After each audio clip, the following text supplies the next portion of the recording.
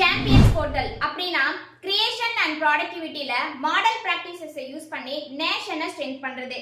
இந்த போர்ட்டலை ministry of MSME தான் launch பண்ணிருக்காங்க.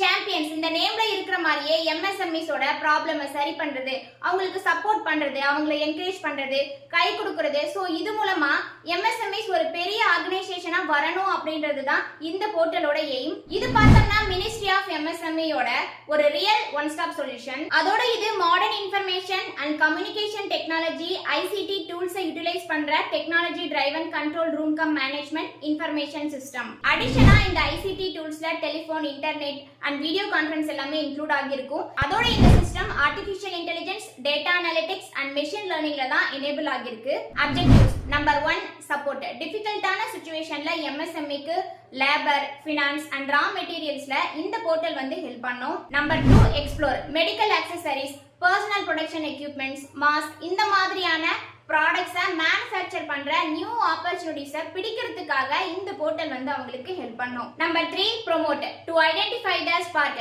எம்எஸ்எம்இஸ் நேஷனல் அண்ட் இன்டர்நேஷனல் லெவல்ல சாம்பியன்ஸா வரதுக்கு இந்த போர்ட்டல் வந்து ஹெல்ப் பண்ணும்.